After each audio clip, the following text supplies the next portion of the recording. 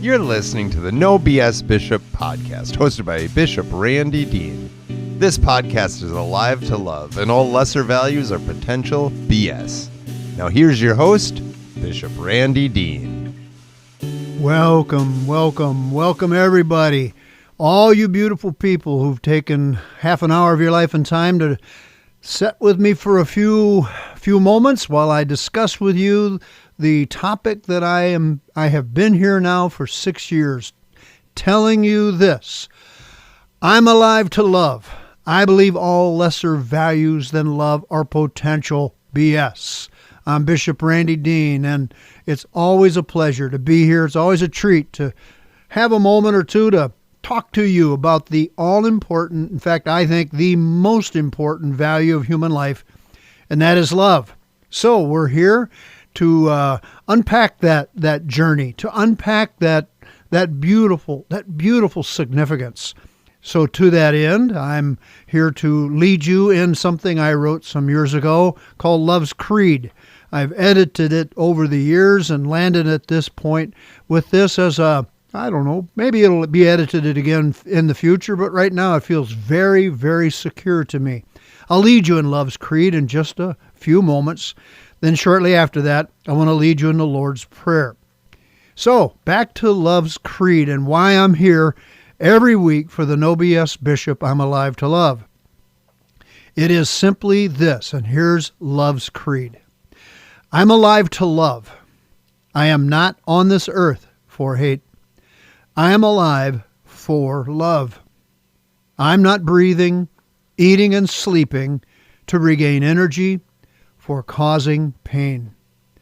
I am alive with plans, dreams, and designs locked into anything and everything that is love. I am unavailable for anything less than love. That's Love's Creed. I'd be happy to send a copy of that to you if you'd email me at randydeanministries@gmail.com. Randy Dean Ministries, all one word, all lowercase, at Gmail. I'll get that copy to you. But here it is in short bursts. I'll ask you to repeat after me. I find that there's great value in hearing your own voice say something that maybe isn't a part of your normal vocabulary. It stretches you a bit. And I hope it does stretch you. I hope it does cause you just a touch of discomfort to ask yourself, is this really true for me? That's the purpose of a creed. Okay, here we go. Repeat after me. I'm alive to love. I am not on this earth for hate. I'm alive for love. I'm not breathing, eating, and sleeping to regain energy for causing pain. I am alive with plans, dreams, and designs locked into anything and everything that is love. I am unavailable for anything less than love. You see, I do truly hope it gives you some sense of discomfort to say those things out loud, because to that end, you like me, while you're saying it, maybe in a nanosecond asking yourself, is this true of me? Is this my creed, or is it just something I'm pledging with, like I do looking at the flag and not really thinking through? What am I doing?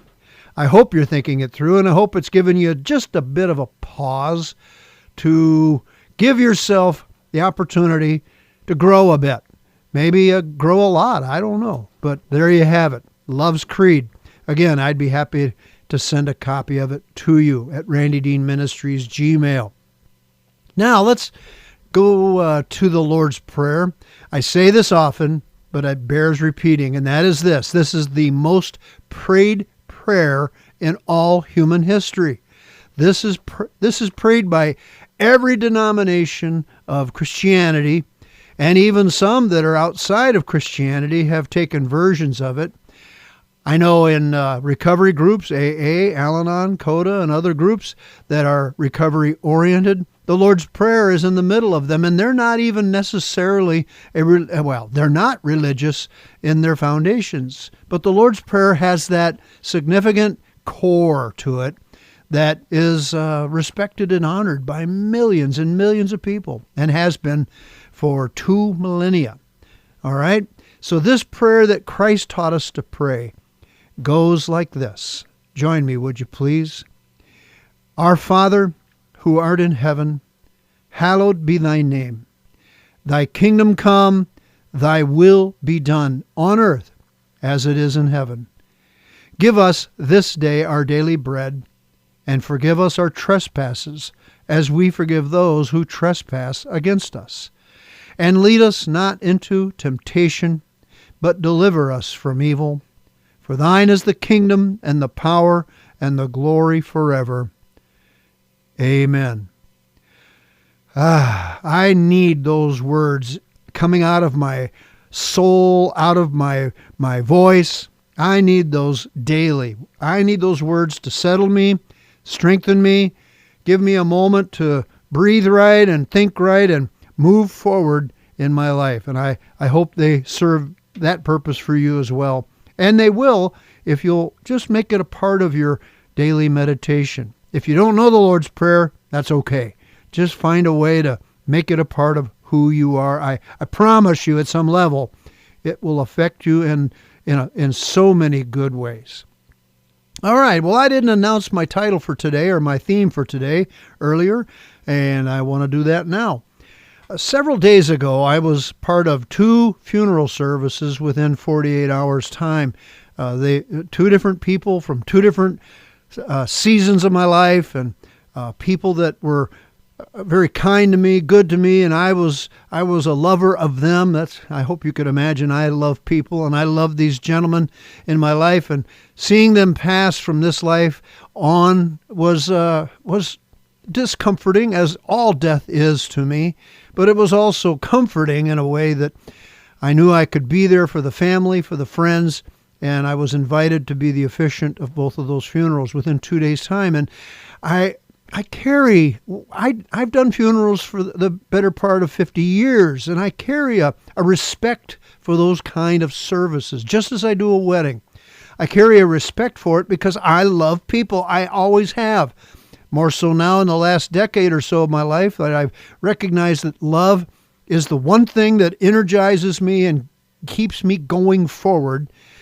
But when I come to these significant episodes in life, such as weddings or funerals, I tell people those events are some of my favorite things to do as a pastor. And that may sound odd in some way, but it genuinely puts me in a place where I can be of service through love. Well, anyway, that's the backstory. Coming up on those 2 services, I was also being a chairman of and leading a group of people that I work for as spiritual care director for Spiritual Program Retreat here in the Amory and western Wisconsin area. I was chairing and leading a spiritual program family retreat. So my mind was occupied with that, and that was the same week as these 2 funerals. I felt a bit overwhelmed, as you might imagine, mentally speaking and emotionally. But I just decided to take it as day by day, hour by hour as I could going through that week. So to that end, I woke up one morning in the middle of those 2 funeral services, and I had this very sweet and serene dream where I was in like a panel discussion with people. And in my dream, I simply asked people, tell me who you are without telling me your name or what you do for a living or what your job is. Tell me who you are without telling me your name or what your job is, how you make a living. And then I said, now tell me who you are to other people or who you hope to be to other people. Well, so that was how my dream went. It was instructive. It was very short. I woke up shortly after that for the day to go forward in my work and planning for the funerals and later that retreat. And I was very grateful. It seemed to me that God was sliding into my slumber with some sense of security going forward, that he would give me the words I needed for the times that I was serving people in the funerals and then later that retreat. So it gave me great peace and security, which carried me through that week of a lot of commitment and busyness. So tell me who you are without telling me your name or what you do for a living. And then tell me who people are to you without elaborating on how they relate to you as a family, or how they relate to you as good people, bad people, the us versus them, the tribalism and all of that. Just tell me who people are to you. And I've been walking around with that, and it has helped me significantly, not just for the funerals and retreat, but it's helped me as a human being. And now I'm carrying it to you in this radio broadcast, this podcast. By the way, this radio broadcast has officially become a podcast as well. Let's all stand to our feet and give me a round of applause. It only took never mind. Oh, anyway, this is the making of a podcast as well. So I've been giving this great thought in the context of love. So tell me who you are without telling me your name or what you do for a living. So far, I hope I've given you just a little time to meditate and think about that. And as you're meditating and thinking on that, tell me who you are without telling me your name or what you do for a living. That kind of approach to life is pretty foreign to the American value system, isn't it? It's very foreign to the way we conduct ourselves, especially if we get into a group where we're introducing ourselves or we're getting acquainted with a room full of people, whatever the case may be, because we're connected to, we're anchored in, hi, I'm Randy, and I'm a pastor, I'm a bishop. So that's my name, and that's what I do for a living. I'm a pastor and a bishop. Now, let's roll that back. If I were to introduce myself without my name or my occupation, what would I say? Well, I've come to this approach now to say to you all, hi, I'm a loving soul. And my goal in life is to love everyone on some level, in a way that sustains their need for continuing on to be in any day that I meet them, any given day I may meet them. In other words, I'm a loving soul, and I seek to love every soul who comes my way.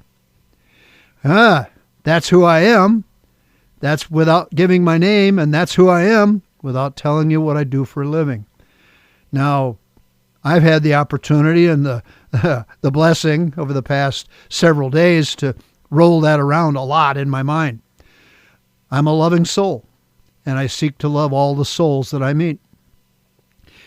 Now, you may say, well, wait a minute, Randy. Wait a minute. Oh, and by the way, it's not just the souls I meet, all living souls in and around me, past, present, and future. And you may say, oh, come on, that isn't possible. You don't love everybody.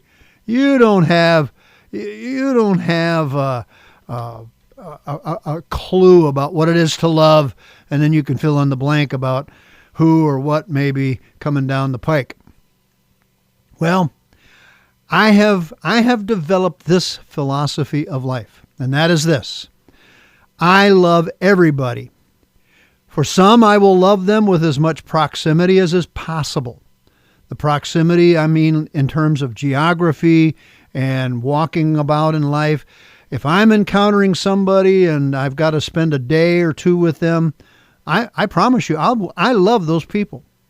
I love people that live nearby me. I love people that I know day by day by day. I love people that may not even know my name, but I have chosen to love them. I love all people. Why? Because that is my creed. That is my core value. It is, as a professing follower of Jesus Christ, I think the the fulfillment of the one command that Jesus gave us. Moses gave us 10 commandments, and then, by the way, a whole lot of other people added another 600 to it. But I digress. Jesus came along and said, I give you one commandment. Love one another. That's it. Love. That's the whole prophets and all the law in one word.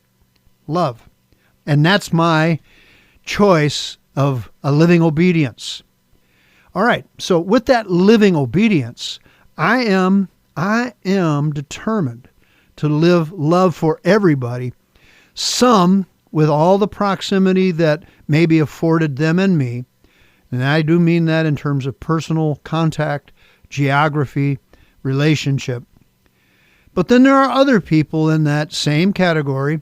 While I may not have proximity to them, I simply have some moments of time here and there, perhaps once a year, maybe once a week, maybe once a month, whatever the case may be. They're less a part of my routines in this life. But I still love them. And I will love, as Jesus taught me, I will love my enemies. I will love my enemies that are proven to be an enemy. In other words, they may be dangerous. They may be threatening. They may be aimed at denigrating me, diminishing me. People who, and I've got a few and have had more than a few in my life, people who find me to be disgusting. They find me to be in error in my doctrine and all of that. They find me to be less than appealing in personality. I don't know. I mean, you could fill in the blank for how people find you to be at odds with them. And I would categorize them, as Jesus said, as loving my enemies. So those are people that could indeed be my enemy. But in my obedience to one commandment, I will love all. And I will love not just my neighbor, but I will love my enemies. And to that end, I may have to practice healthy boundaries.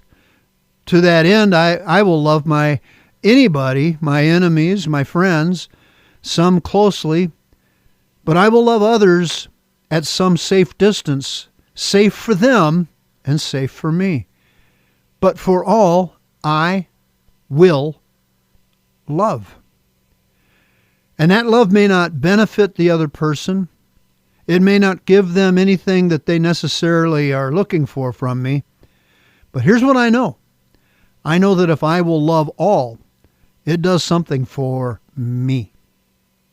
It does something for my critical mass in this world and in this life. It does something inside of me that gives me a greater space in me for the divine, for spirituality, for health. When I'm capable of loving those who are at odds with me, who push back against me, and even people who might be hazardous to my mental health and even my physical health, and I've had a few of those kind of folks in my life.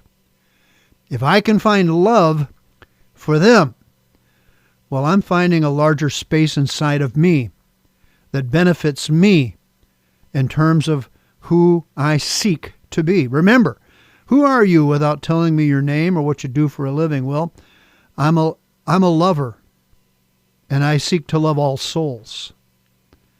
My role and goal in this life isn't just to have a name and an occupation. My role and goal in this life is to have a purpose, a value, and a value system that is all-encompassing, that holds me steady going forward in life. And as I go forward in life, I get rocked back and forth. Storms hit me hard. Disappointments come my way, but I refuse to lower my expectations to the level of my disappointments. And to that end, I will sustain a higher view, a higher calling, and I'll pull the rudder of my little my little airplane called the SS Randy Dean, lover of all souls. I will pull that rudder up to keep the nose high and flying straight. And to that end, I know this. Friends, neighbors, family, and even people at odds with me are going to get my love. That's hard. That is not easy. If anybody should propose to me that I've taken the easy way out, I would propose right back, oh, shut up. You have no clue what love is if you think it's the easy way. You just don't see the bigger picture here, because the bigger picture is putting a grand demand on me. A demand on me for living a healthier, more secure and steady life when love is my name and when love is my occupation. I know that I've said here, if I've said it once, I've said it 1,000 times, that love is not a sprint. You don't get in the starting gate of love and run for 10 seconds to see what kind of time you get for the 100-meter. No, love is a marathon. You're going to run 20 plus miles, and you better pace yourself. You better have had something in your body system that will sustain your energy and your health running a marathon. I would even go so far as to say it's a triathlon. It's an Iron Woman, Iron Man pursuit. Love is not for the faint of heart. Love is not something that we do so that we can have unicorns, rainbows, and cotton candy floating around us at all times. In fact, love gets bloody. Love gets knocked down, kicked around a bit. Love gets punched in the face because love can seem like a threat, but love gets back up and knocks off the dirt and says, I'm sorry you felt the need for that, but I still love you. Now, so tell me who you are without telling me your name. Tell me who you are without telling me what you do for a living. And then the next proposition of my dream that I described earlier is, tell me who other people are to you. Tell me about your definitions of people groups and certain racial categories, certain categories of groups of people that have now gotten the alphabet soup attached to their names and to their values.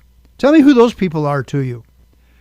Are they a threat to your security in our world? Do you find them to be the object of a culture war that you need to fight against them? They're bad, evil, sick, and wrong. Or are they souls in need of love? All people, all times, everywhere. Or do you have categories? Do you have levels?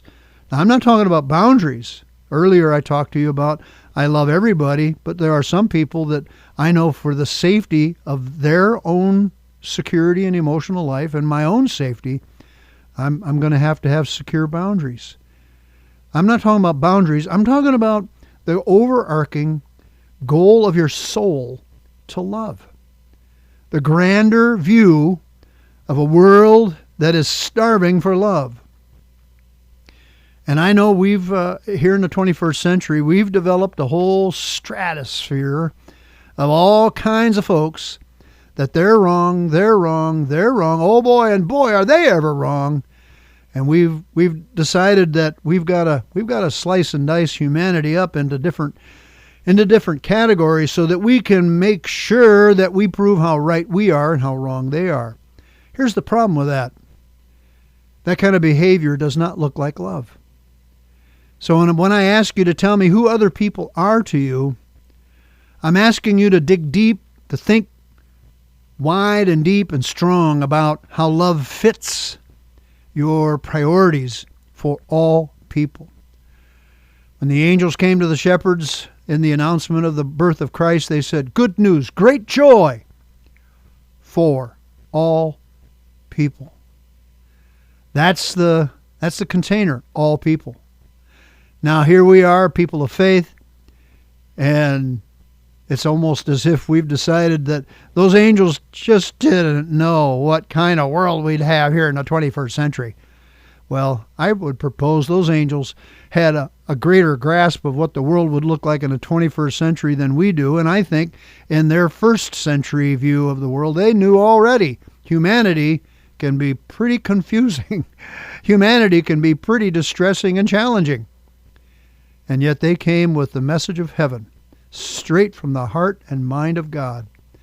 And they shouted, they sang in the skies. Good news, great joy, all people. All right, well, I've got to bring this episode to a close, and I hope I've given you something to think about, chew on, ponder. I hope you've given yourself the opportunity to stop everything you're doing and ask yourself, who are you, without telling your name and what you do for a living, and who are people around you? Who are they? What descriptor do you give? So I'm known for a couple of things, and I'm going to lead you in. And first of all, before you've finished answering my question, let's breathe well. Breathe deep. Inhale a good, healthy lung full of air. Hold it against your diaphragm, and then exhale. On the count of 3, inhale. 1, 2, 3. Inhale. Hold it. And exhale. Slow your life down. Give yourself the opportunity to think deeply by breathing deeply. It lowers your blood pressure, calms your thinking, and gives you a straightforward view of the world around you. Second thing I like to do, and I do this in a lot of places, and my reputation has preceded me for this challenge and for these words, and that is that I want you to learn how to give people full attention, eye contact, and say the 3 most beautiful, charmed, and magical words in the human language. I love you. It's awkward, it's weird, it's startling, but it's also desperately needed for both sides of that equation. In the giving, it calls you to an attention of loving people. For the person receiving it, it gives them a moment to wonder what in the world is happening right now. Hopefully for your spouse, significant other, or family member, they don't have to be too unnerved by it, but maybe they will be too. Whatever the case may be, those 3 words are shattering some of our emotional coldness that goes on in our world. That's been going on far, far, far too long. So I want to encourage you to be willing, to be daring, to stop yourself in the run of life and say these 3 holy, cherished, charmed, and magical words. I love you. Give yourself time to savor it. Give the person receiving it time to hear something maybe they haven't ever heard. And maybe it's simply that they haven't heard it in weeks or days or months. I believe whatever the case may be, it's a necessary exercise, especially in our divided and emotionally butchering and bruising days we live in today here in the United States. Listen to me when I tell you, those that are joining, I love you. Well, remember, the biggest mistake we make is thinking we have time. So be present, be kind, love more, love now. Mother Teresa once said, "Go into the world today and love the people you meet. Let your presence light new light in the hearts of others." Well, I have no pretense about being anything like Mother Teresa. I'm just Daddy Randy. I'm just Bishop Randy Dean, and I'm here to tell you, go out there and do something beautiful in this world, because, oh, baby, ugly is getting done to death. It's time for the people of beauty to rise and shine and let their light be, I love you. Happy trails, y'all, and God bless. And this has been the No BS Bishop podcast. We're on all major streaming platforms. Keep tuning on in. We'd love to have you join us.